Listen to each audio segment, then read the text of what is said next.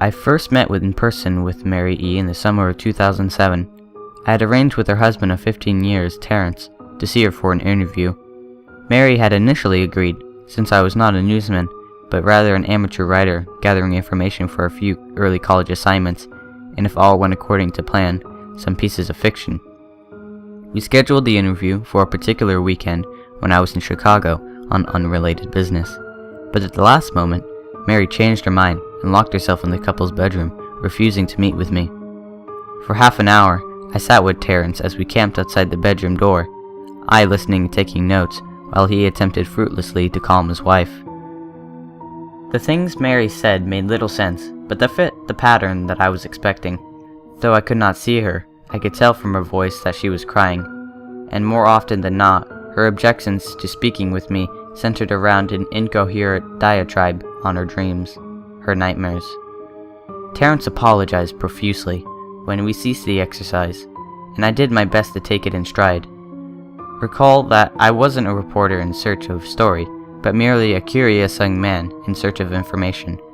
Besides, I thought, I could perhaps find another, similar case if I had put my mind and resources to it. Mary E. was the sysop for a small Chicago-based bulletin board system in 1992, when she first encountered Smile.JPG, and her life changed forever. She and Terrence had been married for only 5 months. Mary was one of the estimated 400 people who saw the image when it was posted as a hyperlink on the BBS. Though she is the only one who has spoken openly about the experiments, the rest have remained anonymous, or perhaps dead. In 2005, when I was only in the 10th grade, Smile.JPG was first brought to my attention by my burgeoning interest in web-based phenomena. Mary was the most often cited victim of what's sometimes referred to as Smile.Dog, the being Smile.JPG as reputed to display. What caught my interest, other than the macabre elements of the cyber legend and my proclivity towards such things, was the sheer lack of information, usually to the point that people don't believe it even exists other than as a rumor or hoax. It is unique because, though the entire phenomena centers on a picture file, that file is nowhere to be found on the internet. Certainly, many photo-manipulated simulacra litter the web, showing up with the most frequency on sites such as Imageboard 4chan, particularly the X-Focus Paranormal subboard. It's expected these are fake because they do not have the same effect as the true Smile.JPG is believed to have. Named sudden onset, temporal lobe epilepsy, and acute anxiety. This purported reaction in the viewer is one of the reasons that the phantom-like Smile.JPG is regarded with such disdain, since it is patently absurd, though depending on who you ask, is the reluctance to acknowledge Smile.JPG's existence might be just as much out of fear as it is out of disbelief. Neither Smile.JPG or Smile.Dog is mentioned anywhere on Wikipedia, though the website features articles on such other, perhaps more scandalous shock sites as Hello.JPG or 2 Cups 1 Girl.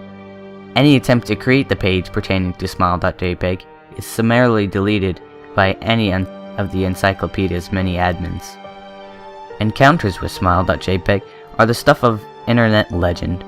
Mary E.'s story is not unique. There are unverified rumors of Smile.JPG showing up in the early days of Usenet, and even persistent tale of the 2002 hacker flooded the forums of humor and satire website Something Awful with a deluge of Smile.Dog pictures, rendering almost half the forum's users at the time of epileptic.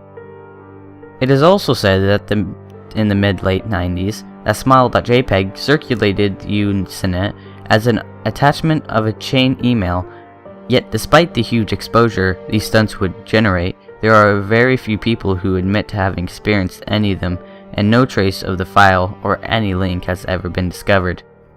Those who claim to have seen Smile.JPG often weakly joke that they were far too busy to save a copy of the picture to their hard drive. However, all alleged victims offer the same description of the photo. A dog-like creature, usually described as appearing similar to a Siberian husky, illuminated by the flash of a camera, sits in a dim room, and the only background detail that is visible being a human hand extending from the darkness near the left side of the frame. The hand is empty, but is usually described as beckoning. Of course, most attention is given to the dog, or dog creature, as some victims are certain than others about what they claim to have seen. The muzzle of the beast is reputedly split in a wide grin, revealing 2 rows of very white, very straight, very sharp, very looking human teeth.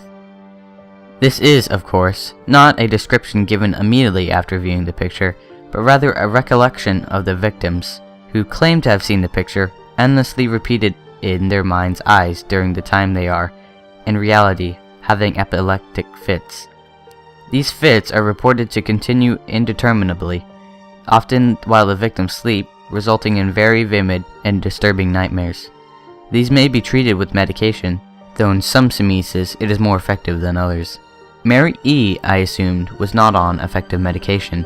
That is why after the visit in her apartment in 2007, I sent out feelers in several folklore and urban legend-orientated news groups, websites, and mailing lists, hoping to find the name of the supposed victim of Smile.JPG, who felt more interested in talking about his experiences. For a short time, nothing happened, and at foot length I forgot completely about my pursuits, since I had begun my freshman year of college and was quite busy. Mary contacted me via email, however, near the beginning of March 2008, added by Moose Juice to gml@gmail.com from Mary E. at yahoo.net. Subject: Last summer's interview. Dear Mr. L, I am incredibly sorry about my behavior last summer when you came to interview me. I hope you do understand that it was not fault of yours, but rather my own problems that led me to act out as I did. I realized that I could have handled the situation more decorously. However, I hope you will forgive me. At the time, I was afraid. You see, for 15 years, I have been haunted by Smile.JPG. Smile.Dog comes to me every night when I sleep. I know that sounds silly, but it's true. There are ineffable quality about my dreams, my nightmares, that makes them completely unlike any real dreams I've ever had. I do not move and I do not speak. I simply look ahead. The only thing ahead of me is a scene from that horrible picture. I see the beckoning hand, and I see Smile.Dog. It talks to me. It is not a dog, of course, though I'm not quite sure what it really is. It tells me it'll leave me alone if I only do as it asks. All I must do, it says, is spread the word. That is how it phrases its demands. And I know exactly what it means. It wants me to show it to someone else. And I could.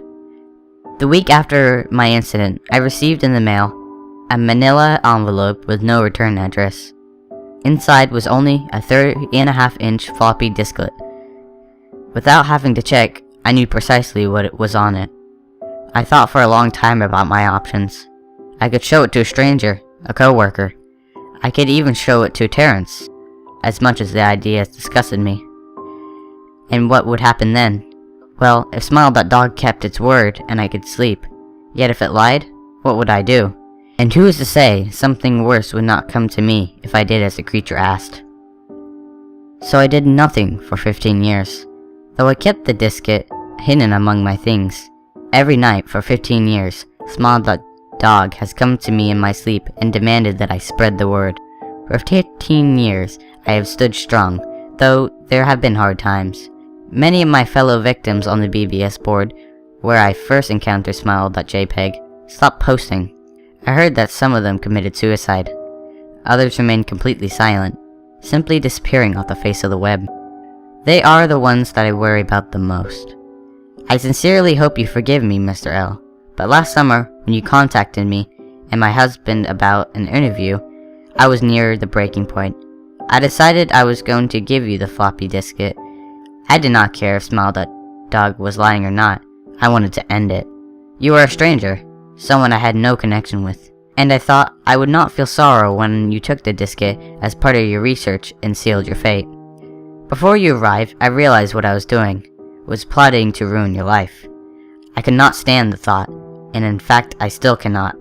I am ashamed, Mr. L, and I hope that this warning will dissuade you from further investigations of Smile.JPG. You may in time encounter someone who is, if not weaker than I, then wholly more depraved, someone who will not hesitate to follow Smile.Dog's orders. Stop while you are still whole. Sincerely, Mary E. Terrence contacted me that month with news that his wife had killed herself. While cleaning up the various things she left behind, closing email accounts, and the like, he happened upon the above message. He was a man in shambles. He wept as he told me to listen to his wife's advice. He found the diskette, he revealed, and burned it until there was nothing but stinking pile of blackened plastic.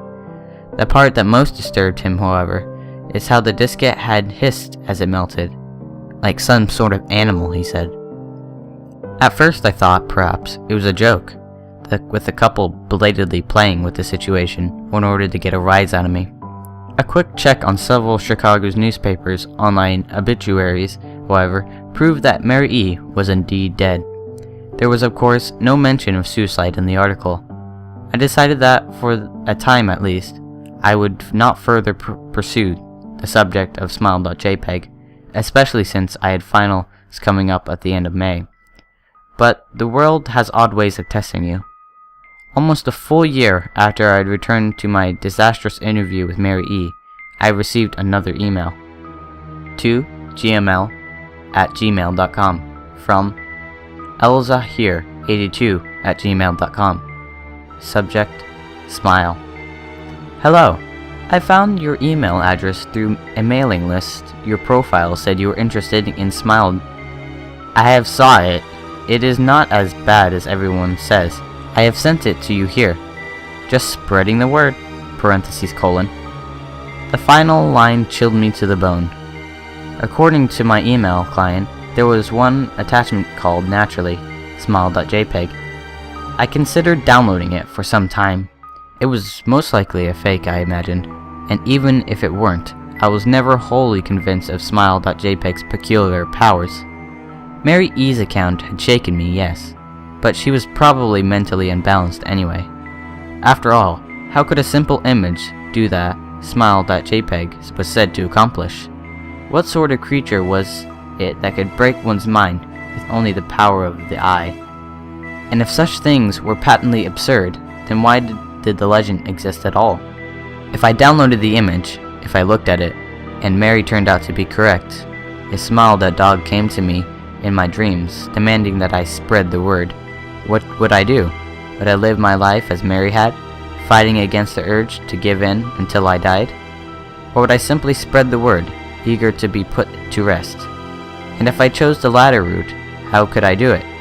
Whom would I burden in turn? If I went through with my earlier intention to write a short article about Smile.jpg, I decided I could attach it as evidence, and if anyone who read the article, anyone who took interest, would be affected. And assuming the Smile.jpg attached to the email was genuine, would I be capricious enough to save myself in that manner? Could I spread the word? Yes. Yes, I could.